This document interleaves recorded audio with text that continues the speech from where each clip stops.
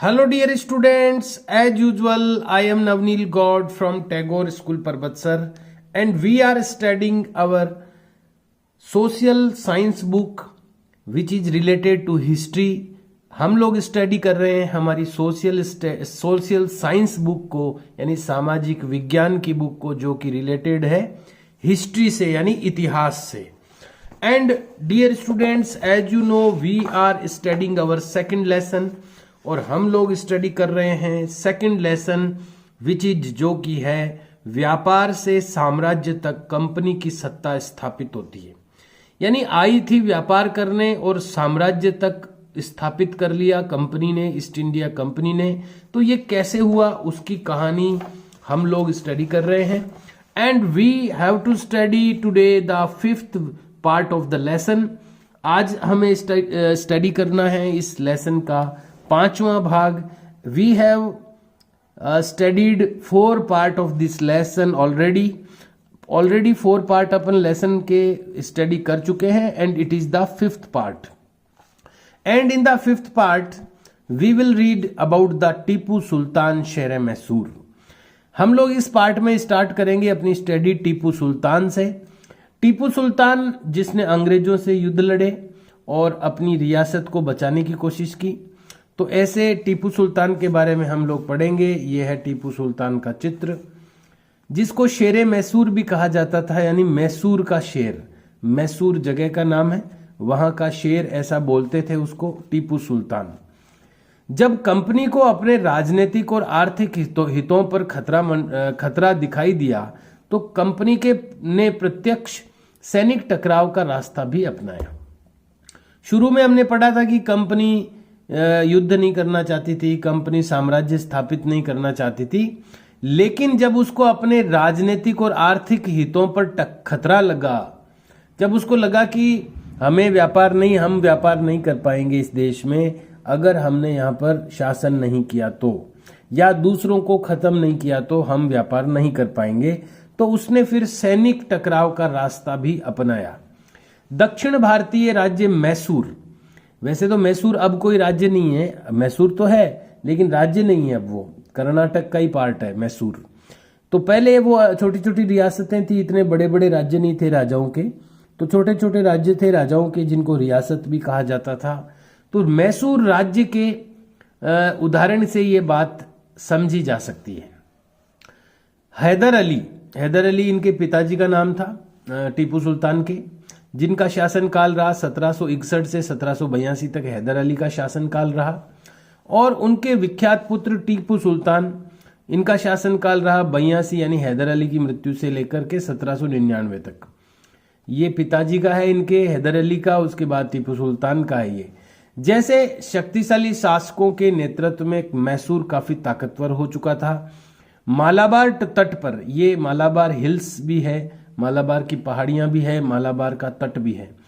तो मालाबार तट पर होने वाला व्यापार मैसूर रियासत के नियंत्रण में था, यानी टीपू सुल्तान के नियंत्रण में था. वहां से कंपनी काली मिर्च और इलायची खरीदती थी. 1785 यानी टीपू सुल्तान के काल में, 82 से टीपू सुल्तान का काल शुरू हो गया तो 85 की बात है ये. 1785 में टीपू सुल्तान ने अपनी रियासत में पड़ने वाले बंदरगाहों से चंदन की लकड़ी, काली मिर्च और इलायची का निर्यात रोक दिया. सुल्तान ने स्थानीय सौदागरों को भी कंपनी के साथ कारोबार करने से रोक दिया था. टीपू सुल्तान ने भारत में रहने वाले फ्रांसीसी व्यापारियों से घनिष्ठ संबंध विकसित किए और उनकी मदद से अपनी सेना का आधुनिकीकरण किया. देखिए, अपन ने पढ़ा है कि केवल अंग्रेज ही नहीं आए थे भारत में व्यापार करने, कई और देशों के व्यापारी भी भारत में व्यापार करने आए थे. लेकिन हालांकि बाद में जाकर के अंग्रेज प्रभावी हो गए, वो उन्होंने अपना क्षेत्र बढ़ा लिया, अधिकार ज्यादा कर लिया. लेकिन और भी देशों के व्यापारी थे. तो फ्रांसीसी जो व्यापारी थे उनके साथ टीपू सुल्तान ने अपने संबंध अच्छे बनाए और उनकी हेल्प लेकर के अपनी सेना को उसने आधुनिकीकरण भी किया, उनका अपडेट किया उन्होंने. और कहते हैं कि टीपू सुल्तान ने कई ऐसे भी काम किए जो कि भारत में पहली बार हुए, जैसे रॉकेट का उपयोग टीपू सुल्तान ने किया पहली बार. ऐसा कहते हैं कि अंग्रेजों के ऊपर रॉकेट टेक्नोलॉजी, छोटे छोटे रॉकेट जिसको मिसाइल कहते हैं, रॉकेट तो क्या मिसाइल, मिसाइल छोटी मिसाइल बनाने का काम टीपू सुल्तान के समय हुआ। तो यहाँ पर हम पढ़ रहे हैं कि फ्रांसीसी जो व्यापारी थे उनके साथ टीपू सुल्तान ने अच्छे संबंध बनाए और उनकी हेल्प से उसने सेना का आधुनिकीकरण भी किया। सुल्तान के इन कदमों से अंग्रेज आग बबूला हो गए। कैसे कदमों से? एक तो फ्रांसीसियों से संपर्क अच्छे रखे, वो तो उनके कम्पिटिटिव थे। अंग्रेजों के फ्रांसीसी जो व्यापारी थे उनके तो वैसे ही कंपटीशन था। दूसरा, उसने अंग्रेज जिन चीजों को खरीदते थे, काली मिर्च है, इलायची है, उनको रोक दिया टीपू सुल्तान ने। तो इससे क्या हुआ? अंग्रेज आग बबूला हो गए। उन्हें हैदर अली और टीपू सुल्तान बहुत महत्वाकांक्षी, घमंडी और खतरनाक दिखाई देते थे। अंग्रेजों को लगता था कि ये जो हैदर अली और टीपू सुल्तान है ये बहुत ही महत्वाकांक्षी है, यानी ये इनको अपने स्वार्थ की ज्यादा रहती है, घमंडी भी हैं और खतरनाक भी हैं। अंग्रेजों को लगता था कि ऐसे राजाओं को नियंत्रित करना और कुचलना जरूरी है। फलस्वरूप मैसूर के साथ अंग्रेजों की बार बार जंग हुई। 4 बार जंग हुई। 1767 से 1769 तक एक हो गई, 80 से 84 तक, 1790 से 92 और 1799।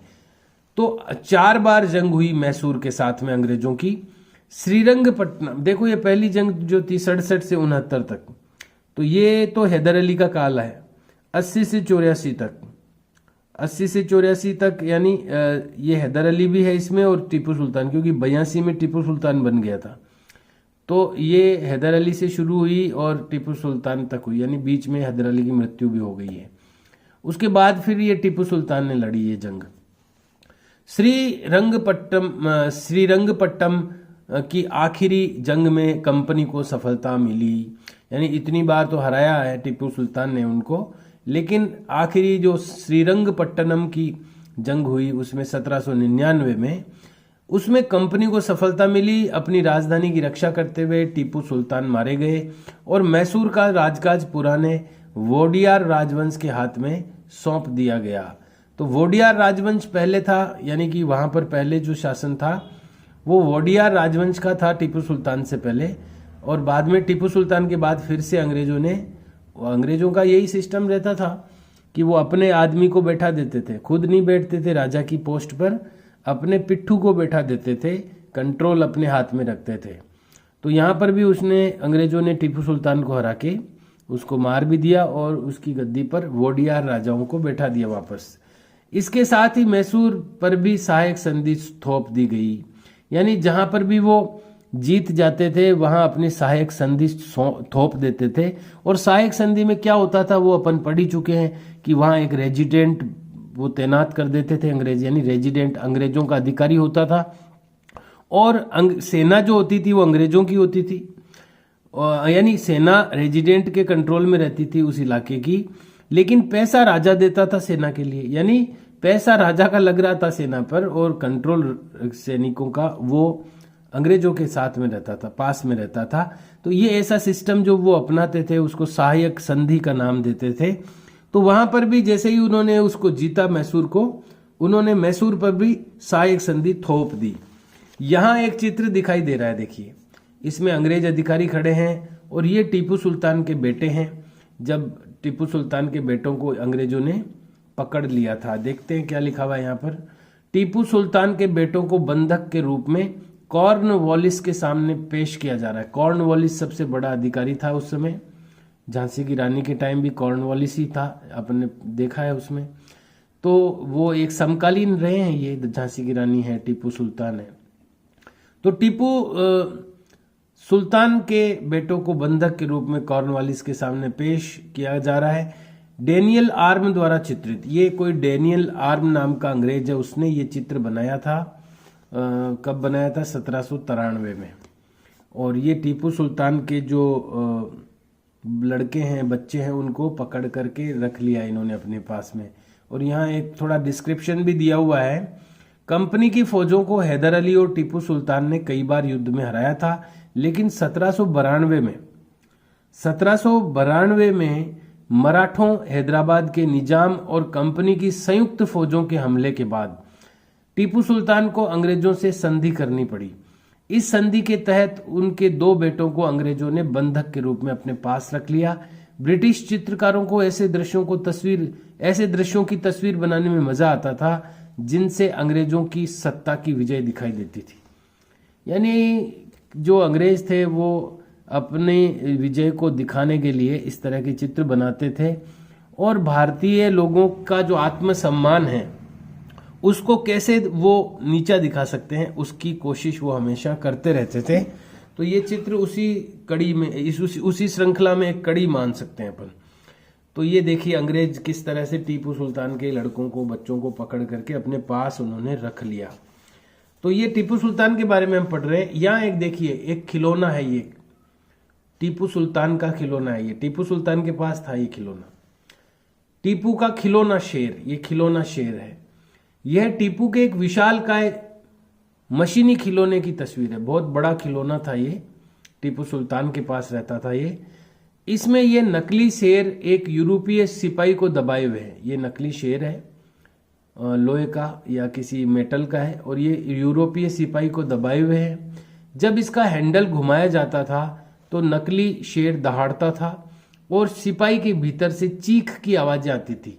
अब यह खिलौना शेर लंदन स्थित विक्टोरिया एंड एल्बर्ट म्यूजियम में रखा है।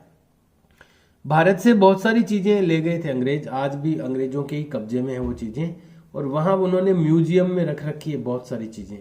कई तो अपने गांधी जी के और जो क्रांतिकारियों हैं उनकी चीजें हैं उनके पास में। तो वहां पर ये खिलौना शेर भी अभी लंदन में रखा हुआ है एल्बर्ट म्यूजियम में।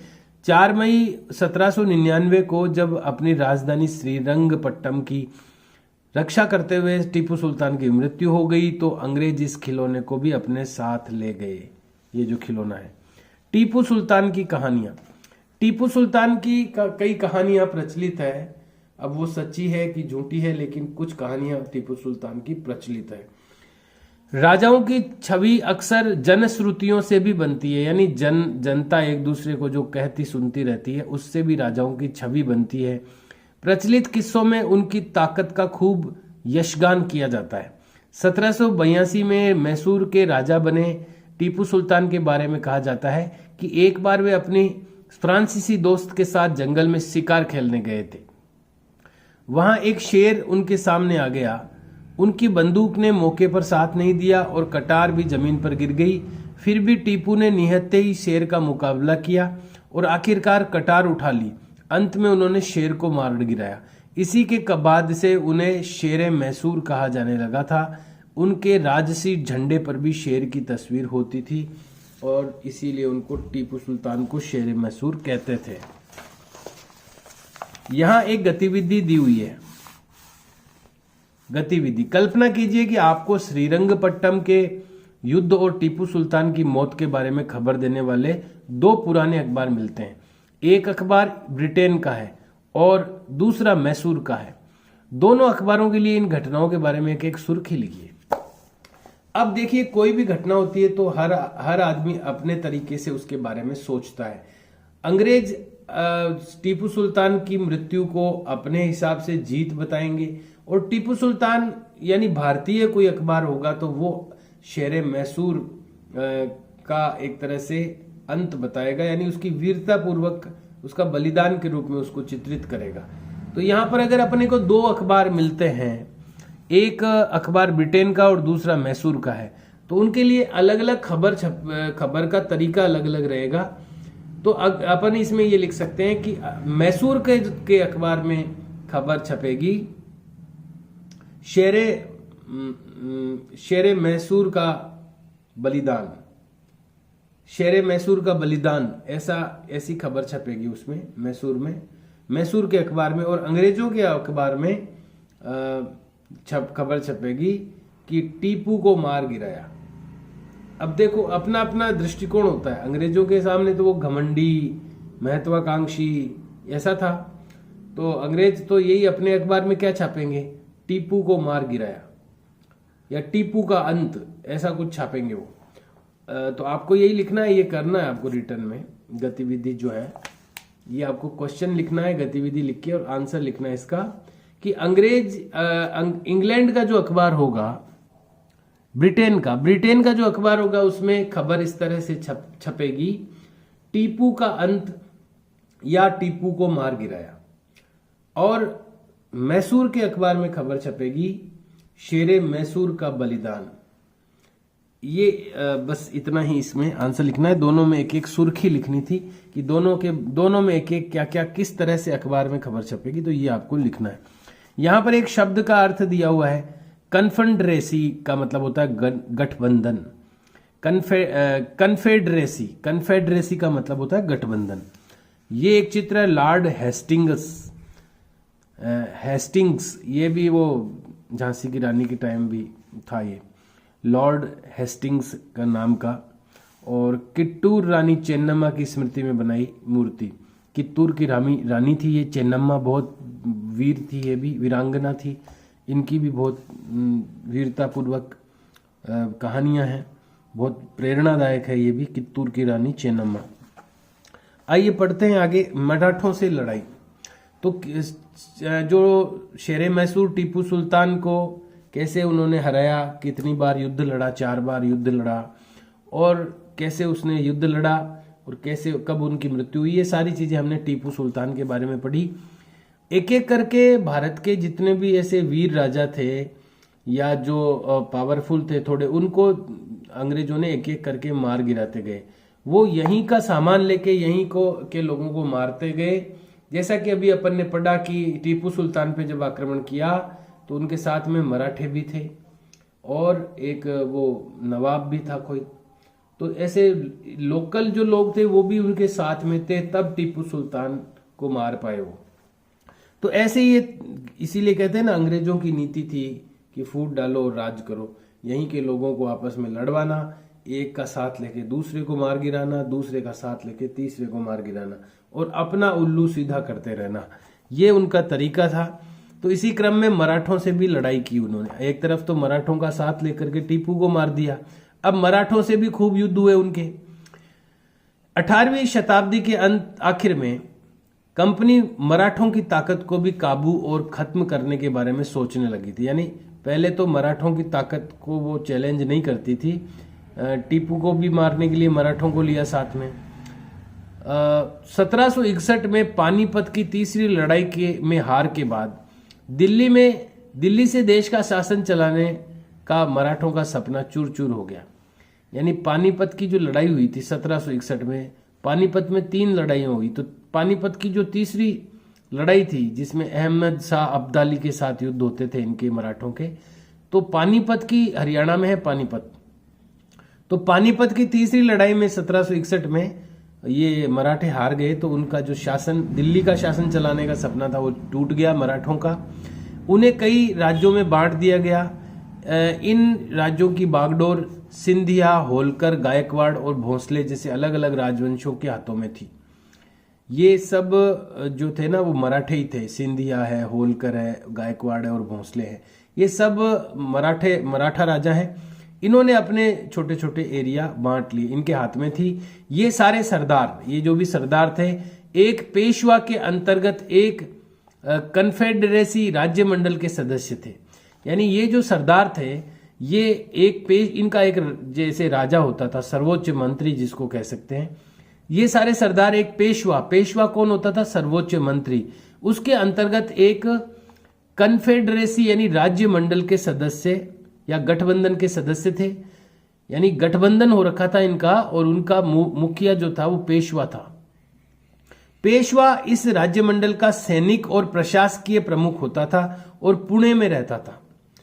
देखिए ये सारे जो है ना, ये इनका एक तरह से गठबंधन था। ये सब अपने अपने एरिया के राजा थे। छोटे छोटे रियासतें थी इनकी, भोंसलों की, सिंधिया की, होलकर की, गायकवाड़ की, और इन्होंने एक गठबंधन बना रखा था और उसका मेन जो मुखिया बना रखा था पेशवा को बना रखा था, जो कि सैनिक दृष्टि से भी प्रमुख होता था और प्रशासकीय यानी प्रशासन करने की दृष्टि से भी वो प्रमुख होता था, और वो पुणे में रहता था। महादजी सिंधिया और नाना फडनीस 18वीं सदी के आखिर में 2 प्रसिद्ध मराठा योद्धा और राजनीतिज्ञ थे। महादजी सिंधिया और नाना फडनीस, ये 18वीं सदी के लास्ट में 2 प्रसिद्ध राजनीतिज्ञ थे। एक के बाद एक कई युद्धों में कंपनी ने मराठों को घुटने टेकने पर मजबूर कर दिया। पहला युद्ध 1782 में सालबाई संधि के साथ खत्म हुआ, जिसमें कोई पक्ष नहीं जीत पाया। दूसरा अंग्रेज मराठा युद्ध 1803 से 1805 कई मोर्चों पर लड़ा गया। इसका नतीजा यह हुआ कि उड़ीसा और यमुना के उत्तर में स्थित आगरा व दिल्ली सहित कई भूभाग अंग्रेजों के कब्जे में आ गए। अंततः 1817 से 19 के तीसरे अंग्रेज मराठा युद्ध में मराठों की ताकत को पूरी तरह से कुचल दिया गया। पेशवा को पुणे से हटाकर कानपुर के पास बिठूर में पेंशन पर भेज दिया गया। यानी उसको अब वो हार गया तो ताकत नहीं रही, तो उसको वहां से कहा, उस पेशवा को कह दिया कि अब पुणे में नहीं रहोगे, तुम बिठूर में रहोगे, और उसको पेंशन देनी शुरू कर दी, बाकी ताकत छीन ली उसके पास से। अब विंध्य के दक्षिण में विंध्याचल जो पर्वत है, अपने विंध्याचल पर्वतमाला है, बिल्कुल बीच में है भारत के, तो वो उत्तरी भारत और दक्षिणी भारत को अलग करती है एक तरह से। जैसे करधनी होती है ना किसी की, कनकती जिसको अपन कहते हैं, ऐसे ही भारत माता की एक तरह से करधनी के रूप में विंध्याचल पर्वतमाला है। तो विंध्याचल के दक्षिण में स्थित पूरे भूभाग पर कंपनी का नियंत्रण हो चुका था, यानी नीचे का पूरा भाग इसका कंपनी का हो चुका था। सर्वोच्चता का दावा उपरोक्त विवरण से स्पष्ट है, लेकिन अभी अपना हो गया है complete time is over of the video, we have to finish the video. मैं आपको एक रिक्वेस्ट ये करना चाहूंगा कि आप सने याद करने की कोशिश करो। आप एक रफ कॉपी में लिखो या माइंड में सेट करो कि कौन सा युद्ध कब हुआ था। जैसे पानीपत का तीसरा युद्ध कब हुआ, है ना, किन किन के बीच में हुआ, कब कौन गद्दी पर बैठा, अंग्रेजों की कौन सालबाई संधि कब हुई, किन के बीच में हुई, मराठों का युद्ध कब हुआ। मतलब ये जो भी सने आ रही है ना इसमें, इनको आप लर्न करने की कोशिश करो, याद रखो, इनको दिमाग में रखने की कोशिश करो, तो ये आपके काम आएगी। Okay dear students, we will meet in now next video, see you and bye.